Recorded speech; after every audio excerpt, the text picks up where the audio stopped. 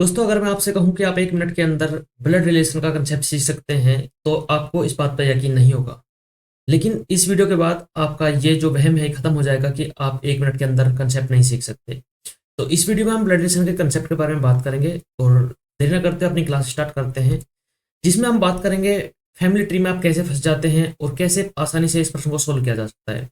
तो अगर आप चैनल पर नए हैं तो चैनल को एक बार सब्सक्राइब कर लीजिए और बेल आइकन को प्रेस कर लीजिए, जिससे आप आने वाली सभी वीडियो के बारे में अपडेटेड रहेंगे। और ये एसएससी स्पेशल क्लास चला जा रही है, या फिर आप कोई भी वनडे एग्जाम की तैयारी करते हो वो उनके लिए भी है, रेलवे एनटीपीसी के लिए भी।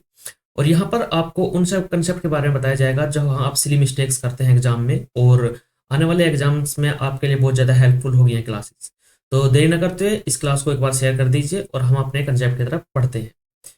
तो आपने कभी सुना होगा कैसे बोलते हैं ब्लड रिलेशन होता क्या है, कि मेरी मम्मी की बहन की बेटी के पापा के भाई का बेटा कौन हुआ। तो जी हाँ, इसे ही हम रक्त संबंध कहते हैं और इसे इंग्लिश में बोलते हैं ब्लड रिलेशन, जिसमें हम आपस में संबंध का पता करते हैं कि कौन क्या है। आप भी इसमें बहुत कंफ्यूज होते होंगे, लेकिन इस क्लास के बाद, ये 10 से 15 मिनट की क्लास है, इसके बाद आप 1 मिनट में बिल्कुल ब्लड रिलेशन का कोई भी क्वेश्चन सोल्व कर सकते हैं। तो चलिए देर न करते हुए आगे बढ़ते हैं। तो बेसिक कंसेप्ट क्या है, इसमें बेसिक कंसेप्ट होते हैं, एक तो होता है डायरेक्ट रिलेशन, जो होता है माता का, पिता का, भाई का, बहन का।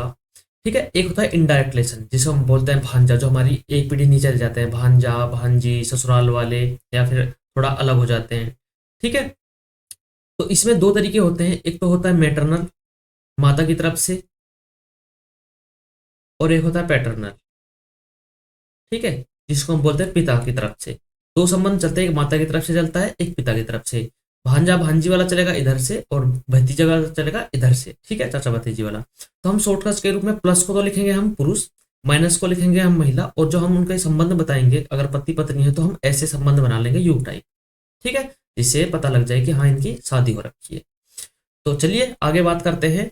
पजल हम देखते हैं और किस प्रकार हम इस प्रश्न को सोल्व करेंगे। सबसे पहले उस बारे में बात करते हैं जिसका हमको सबसे पहले संबंध दिया जाएगा, हम उसको पकड़ेंगे और फिर प्रश्न को सोल्व करते जाएंगे। ठीक है। तो पजल नंबर 1 आपके सामने है कि ए बी का भाई है। जिसके बारे में बात करी है कि ए है जो वो है बी का भाई है। तो ए क्या हुआ, भाई है, तो हमें इसका संबंध पता चल गया। क्या, हमें इसका जेंडर पता चल गया कि ये भाई है, मतलब भाई है तो प्लस है, पुरुष है, किसका, बी का। बी का हमको कोई जेंडर नहीं पता है, इसलिए हमने बी को नहीं पता कि मेल है या फीमेल है। अब हम आगे बात करते हैं। सी ए का पिता है। अगर पिता है तो पुरुष हुआ, किसका, ए का। तो ए का पिता हुआ तो एक पीढ़ी ऊपर जाएंगे तो सी कौन हुआ, पिता हुआ। इसको हम प्लस लिख देंगे क्योंकि ये पुरुष हो चुका है। अब लिखेंगे कि डी सी की बहन है। जो डी है वो सी की बहन है। ठीक है, सी की बहन है डी।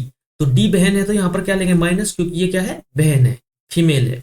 तो अब पूछा गया है कि डी बी की क्या लगेगी। जो डी है ये डी है, ये बी की क्या लगेगी। अच्छा एक बात बताओ, अगर ये इसका भाई है, हम इसका जेंडर नहीं पता, ठीक है कोई बात नहीं, ये इसका पिता है तो ये इसका भी पिता हुआ। तो सी कौन हुआ, डी का पिता। और पिता की बहन कौन लगती है, आप कहेंगे पिता की बहन कौन हुई, बुआ। ठीक है। तो हम इसको कह सकते हैं यहाँ पर बुआ तो आपको दिया नहीं गया है, तो हम इसका ऑप्शन बना लेते हैं, कौन हो जाएगा, हम इसको बना लेते हैं बुआ। ठीक है, चाची को हटाकर यहाँ पर बुआ बना लेते हैं, तो यही आपका राइट आंसर हो जाएगा। ठीक है, एक बार फिर से समझेंगे कि हमारे पास दिया गया है ए का संबंध दिया गया है बी के साथ, कि ए बी का भाई है, तो ए हमने पुरुष लिया, जो भाई है बी का जेंडर हमको नहीं पता है। आगे बात करेंगे कि सी ए का पिता है। सी का जेंडर पता लग चुका है कि सी पुरुष है, वो ए का पिता है। ठीक है, अगर सी ए का पिता है तो वो बी का भी पिता होगा। उसके बाद बात की गई है कि डी सी की बहन है। जो डी है वो सी की बहन है, तो हमने संबंध बना लिया कि बहन है, एक ही जनरेशन में है। ठीक है, देखो यहाँ पर अगर सेम जनरेशन है तो हम ऐसे लिखेंगे, और एक जनरेशन ऊपर नीचे है तो हम उसको ऐसे लिख लेंगे। ठीक है, तो यहाँ पर डी बहन हो गई किसकी, सी की। तो अब डी का बी से क्या संबंध है, तो देखो पिता की जो बहन होगी वो हमारी क्या होगी, आपके पिता की बहन, आपकी क्या लगेगी, बुआ ही तो लगेगी। तो ये आपका राइट आंसर हो जाएगा। तो ये पजल नंबर 1 थी। अब हम उन प्रश्नों को देखेंगे जो अभी प्रीवियस ईयर में पूछे गए और आने वाले जो पेपर हैं उनके लिए हेल्पफुल होगा। तो बात करते हैं हम यहाँ पर, ये एनटीपीसी 2019 में पूछा गया है शिफ्ट 1 में। ठीक है, 29 तारीख को जो हुआ था। राम श्याम का भाई है, और इनको कम समय में सोल्व करने के लिए आप इनको यहाँ पर डिनोट करते हैं, राम को आर से डिनोट करते हैं, राम श्याम का भाई है, इसका मतलब क्या है कि राम का आपको जेंडर दे देगा कि भाई है तो पुरुष हुआ, राम भाई है किसका, श्याम का, एक ही जनरेशन में है तो ऐसे लिख लेते हैं। अब एक बात कही, महेश राम का पिता है। अब महेश का भी जेंडर पता लग चुका है क्योंकि पिता है तो पुरुष होगा, लेकिन किसका पिता है, वो पिता है राम का। तो हम एक जनरेशन ऊपर जाएंगे तो ये होगा महेश, महेश का भी पिता चल है तो पुरुष पर लिख लिया। जगत प्रिया का भाई है, अभी हमें जगत के बारे में पता है, भाई है प्रिया का, लेकिन जगत और प्रिया का संबंध किससे है इस बारे में नहीं पता, तो इस लाइन को हम यहीं पर छोड़ देते हैं कि जगत प्रिया का भाई है, ठीक है। अब यहां पर लिखा गया कि प्रिया शाम की बेटी है, इसके बारे में पता चला कि प्रिया शाम की बेटी है। तो प्रिया क्या है, बेटी है किसकी, शाम की।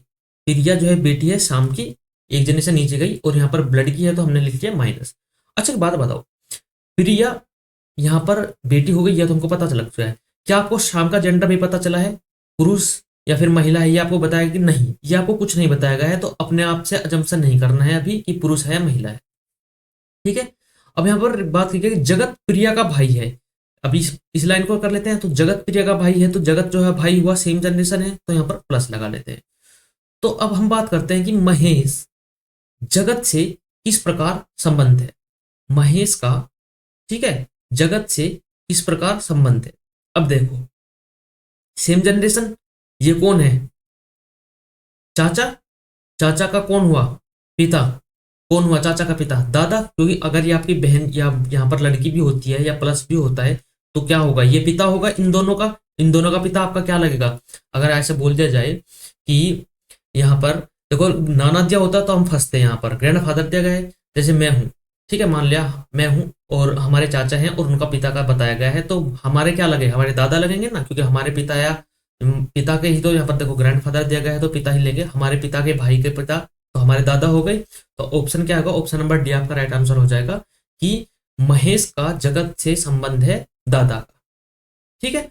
अगर जगत से पूछ लेते, जगत का पूछ लेते कि जगत का क्या संबंध है, तो जगत का संबंध होता है पोते का, जिसका पूछा गया है उसके बारे में हम आंसर देंगे। अगला प्रश्न है कि पी, ये भी आपको पूछा गया 28 तारीख का हुआ था जो पेपर शिफ्ट 1 में एनटीपीसी में पूछा गया कि पी क्यू और आर का भाई है। देखो पी जो है वो क्या है, भाई है किसका, क्यू का और आर का।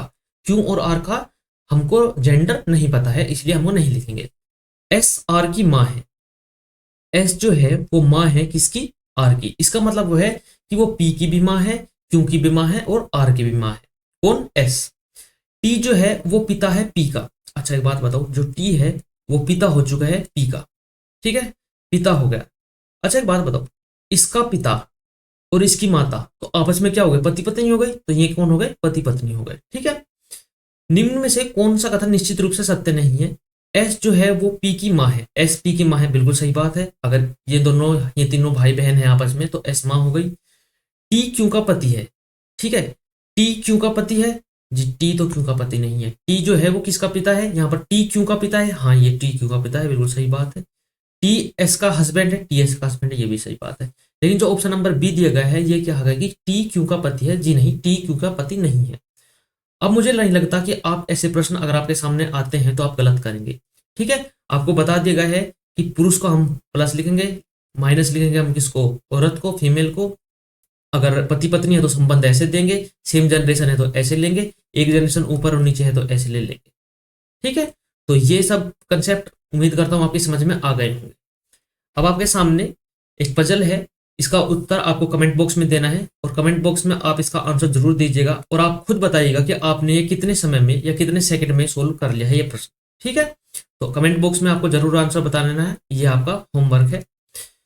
तो आपके लिए एक वीडियो और अपलोड हो गई है जिसमें हमने बात की है कि 90% जो बच्चे हैं अगर वो टेस्ट या मॉक टेस्ट दे रहे हैं या फिर कोई एग्जाम दे रहे हैं वे कहाँ पर फंसते हैं और एसएससी कैसे फेक ऑप्शन आपके लिए ट्रैप करता है। अगर ये वीडियो आपके लिए नहीं देखी है तो ये वीडियो आप जरूर देखिएगा, बहुत ही ज़्यादा इंपॉर्टेंट है और बहुत ज़्यादा हेल्पफुल होने वाली है आने वाले एग्जाम के लिए। तो अगर आप ब्लड रिलेशन का आप कुछ भी क्वेश्चन करते हैं और उसमें नहीं उलझते हैं तो आपको ये वीडियो लाइक कर लेनी है और चैनल को एक बार सब्सक्राइब कर लेना है और इस वीडियो को अपने सभी दोस्तों के पास शेयर कर देना है जिससे आने वाले एग्जाम में उनके लिए हेल्पफुल हो। और कमेंट बॉक्स में आप बताएंगे कि आपने जो क्वेश्चन किया है, जो आपको होमवर्क दिया गया है, वो कितने समय में आपने क्वेश्चन कंप्लीट कर लिया है। तो जल्दी मिलते हैं अगली वीडियो में, तब तक के लिए take care, bye bye, love you all, जय हिंद, जय भारत, जय माता सरस्वती।